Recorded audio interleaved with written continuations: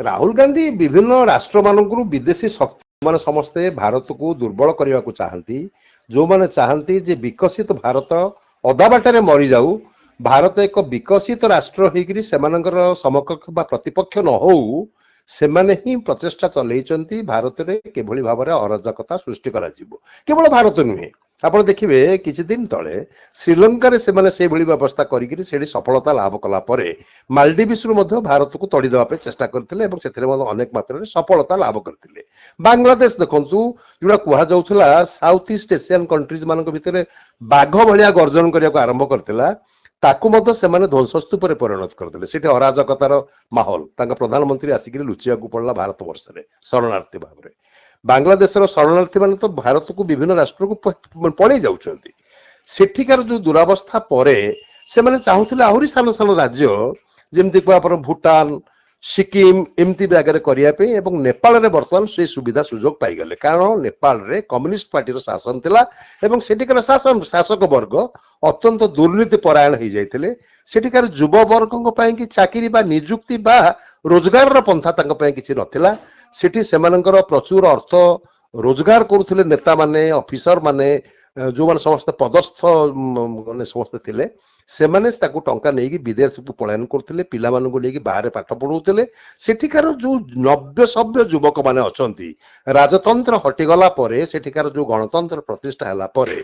जो युवक मान किशोर मानक मनरे अजस्र स्वप्न थिला सेमाने जेतेबेले भाबिथिले जे सेमाने जेतेबेले तांकर पाठ पढ़ा सरी जीवो नियुक्ति सुजोग पाइबे सेमाने नेपाल भली एक शांतिपूर्ण हिमालयन राज्य रे माने सेमानंकर अत्यंत तांकर जेहेतु सद्गुण अछि तांकर आदर अछि विश्व सारा गुर्खा हिसाब रे समस्त आदर करंती किंतु सेही दृष्टि सेमानंकर जो सम्मान रही समग्र विश्व रे ताकू नेकरी सेमाने निश्चित भाव में नियुक्तिर सुजोग पाई जिवे एही पारला नाही जा फल कि सेठी सृष्टि हला जेन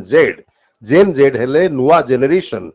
जेड जेनेरेशन ताकू कुहा जाउची सेही माने समस्त रास्ता को ओल्लेले एवं सेमाने आक्रमण कले तांकर पार्लियामेंट उपरे सुप्रीम कोर्ट उपरे तांकर प्रधानमंत्री विभिन्न मंत्रिमंडल सदस्य माने प्राण विकल रे लुचिक चल जीवा पे बाध्य हेले एई जो अवस्था सृष्टि हला सेमाने चाहुचंती से भली एक परिवेश सृष्टि करे भारत वर्ष रे एवं तांको पई जेहेतु भारत वर्ष जदि एक कथा करिवे तांको पई केही तो जने सार आबको पड़िबो कहा कांधरे तो पुणी बंदूक रखिक सेमाने गुली फुटेबे से कांधटी देइचंती हमर राहुल गांधी लज्जा लागुची कहया पई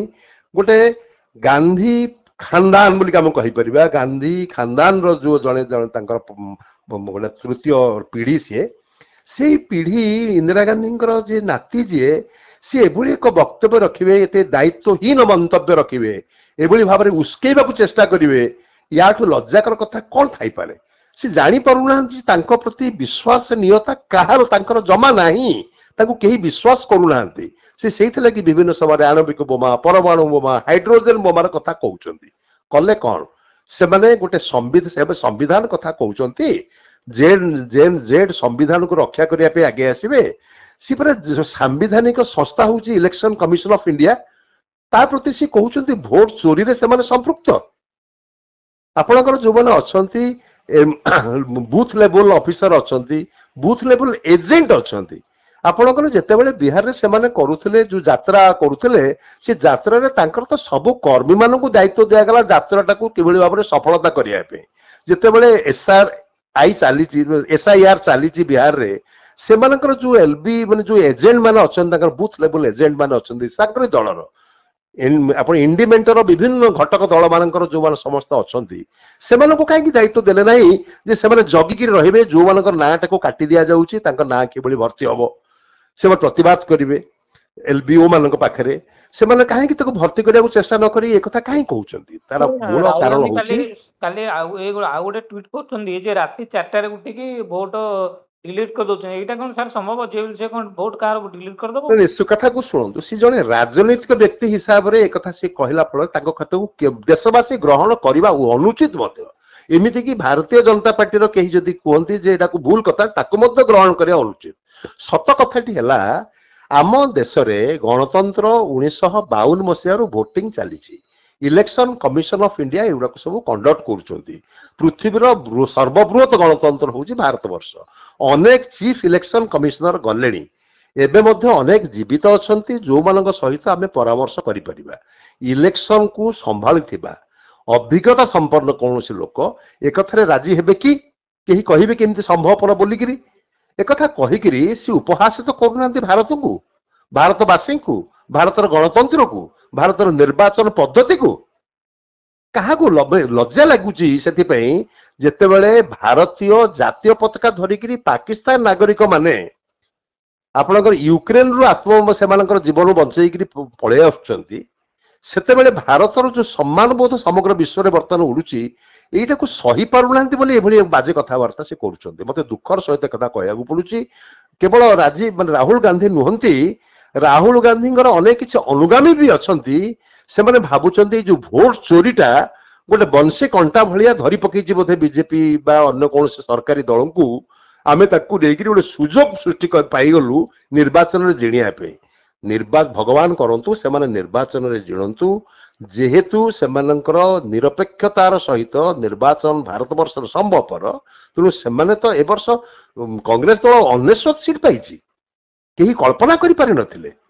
एवं भारतीय जनता पार्टी बा एनडीए मेंट एमान जो आशा करथले 420 रु अधिक पाइबे, तांको संख्या बहुत कमी जाइछि। एथिरु स्पष्ट अनुमेय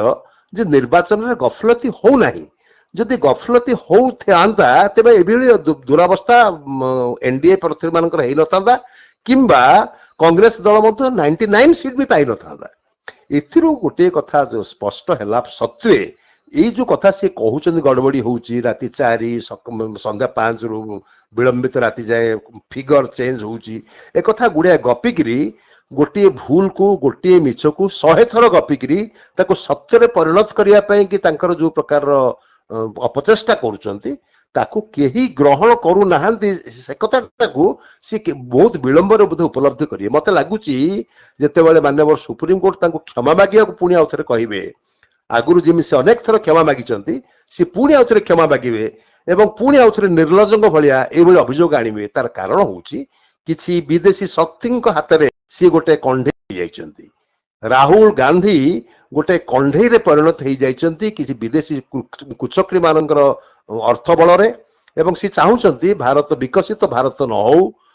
सेमानकर मोदी ऊपर राग रखिकी भारतीय मानकर जो प्रकार आत्मसम्मान बोधर जो उन्नति घटुची, जीडीपी ग्रोथ रेट रे जो भाव उन्नति होइची, इन्फ्लेशन रेट बा मुद्रास्फीति जो भाव कमिची, एवं आम भारत प्रत्येक नागरिक एवं स्वप्न देखा आरंभ कले मंगल ग्रह रे ओल्हेबा पई कि महाकाश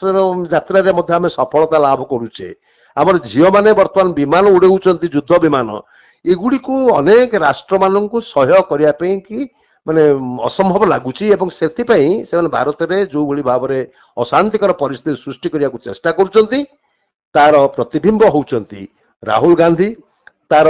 सी निजे से प्रचेषा करी जारी रखिंट। मु आशा करी आपणकर जो मैंने श्रोता मैंने अच्छा, दर्शक मैंने अच्छा,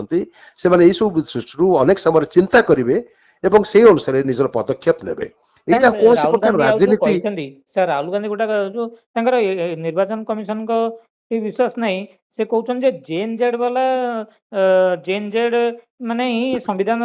रक्षा करि परिबे आ से माने ही भोट चोरी को रक्षा करि परिबे। ता माने से कोन जो नेपाल रो उदाहरण दबा को चाहउछन जे एटी सेमति निया लागू ना कोन से यार मतलब सर कोन से कथा से तो निश्चित भाव से गोटिए तांकर गोटिए आखि बंद अछि बोधे। से गोटिए आखि रे देखिछन जे जेएनजेड माने किबळी भाव रे उद्भ्रांत युवक युवती माने रास्ता को ओल्हेइथिले एवं से माने बाध्य करथिले सेटिका सरकार को पळे पदत्याग करिकरी नुआ सरकार गठन करिया पे। किंतु से माने भूली जाउचंती कहया पे, निजे राहुल गांधी भूली जाउचंती सेठी वर्तमान जे प्रधानमंत्री हिचंती से किए सी भी वर्तमान होउचंती भारत सरकार साहाय्य सहयोग से मागिचंती एवं से मोदी सहित प्रधानमंत्री कथबार्ता होइचंती। से देश रे किभली भाव रे गणतंत्र सुप्रतिष्ठित हेई परिबो सेथिपई एमिति कि जेएनजेड कथा से आपन कहि दउची। से माने मध्य प्रेस कॉन्फ्रेंस करिकरी स्पष्ट भाव रे कहिचंती जे भारत सेमानकर एक बंधु राष्ट्र, भारत ठारू से माने अनेक किछि आशा करंती। एथुरु बुझंतु जे भारत रे गणतंत्र विपन्न नुहे, भारतर संविधान होउची सर्वोपरि। एक कथा को सुप्रीम मान्यवर सुप्रीम कोर्ट मध्य कहिचंती भारत रे जेएनजेड रो माने पदपात हेई न पारे, एइति पई जे भारतर संविधान अत्यंत गारिमामय। ଅତ୍ୟନ୍ତ ମାନେ ଅତ୍ୟନ୍ତ ଉତ୍କୃଷ୍ଟ ଧରଣର ଆମେ ସମ୍ବିଧାନ ଆମ ପାଖରେ ଅଛି। ସେଇଥିଲାଗି ଭାରତରେ ଜେନ୍ ଜେଡ୍ ର ଅଭିବୃଦ୍ଧି ସମ୍ଭବପର ନୁହେଁ। ଏ କଥାଟାକୁ କେମିତି ଶୁଣି ପାରୁନାହାନ୍ତି ରାହୁଲ ଗାନ୍ଧୀ, କେମିତି ବୁଝି ପାରୁନାହାନ୍ତି ରାହୁଲ। ଗୋଟିଏ ଆଖିରେ ଦେଖୁଛନ୍ତି ଜେନ୍ ଜେଡ୍ ସେଠି ଆନ୍ଦୋଳନ କଲେ, ସେ ଆର ଆଖି ଯଦି ଖୋଲି ଦେଖନ୍ତେ ତା ପରବର୍ତ୍ତୀ ଅବସ୍ଥା କଣ ହେଇଛି। ଆଜି ଭାରତ ତାର ଚାରିପଟେ ଥିବା ରାଷ୍ଟ୍ର ମାନଙ୍କର ଜେନ୍ ଜେଡ୍ ମାନଙ୍କ ପ୍ରତି ମଧ୍ୟ ସଦିଚ୍ଛା ସମ୍ମାନ ପୋଷଣ କରେ। ସେଇଥିଲାଗି ହିଁ ଭାରତରେ ବର୍ତ୍ତମାନ ଅନଏମ୍ପ୍ଲୟମେଣ୍ଟ ରେଟ୍ ନିଯୁକ୍ତିର ସୁଯୋଗ ଏତେ ମାତ୍ରାରେ ବଢିଛି ଏବଂ ଆଗାମୀ ଦିନରେ ଆହୁରି ବଢିବାକୁ ଯାଉଛି। ଆମେ ଯେତେବେଳେ ଆତ୍ମନିର୍ଭର ଭାରତ ହବା ପାଇଁ ଯୋଉ ପଦକ୍ଷେପ ନେଇଛେ, କ୍ରମଶଃ ଭାରତ ବର୍ଷର ଯୁବକ ଯୁବତୀ ମାନେ ସମଗ୍ର ବିଶ୍ୱରେ ଆଦୃତି ଲାଭ କରିବେ କୌଶଳଗତ ତାଲିମ ପାଇକିରି।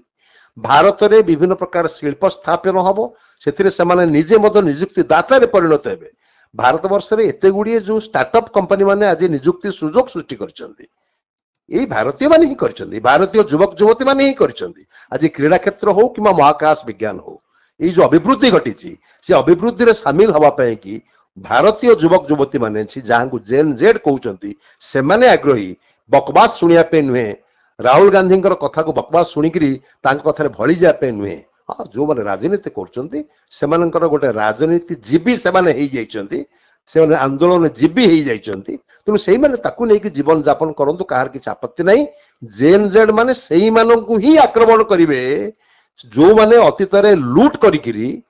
ଟଙ୍କା ନେଇକିରି ବିଦେଶରେ ରଖିଛନ୍ତି। ସେଇ କଥାଟାକୁ ମୁଁ କହୁଛି, ଜେନ୍ ଜେଡ୍ ସେୟା ହିଁ କରିବ। ଜେନ୍ ଜେଡ୍ ସବୁ ଦେଖୁଛନ୍ତି, ମୁଁ ମଧ୍ୟ ସେୟା ସ୍ୱୀକାର କରୁଛି।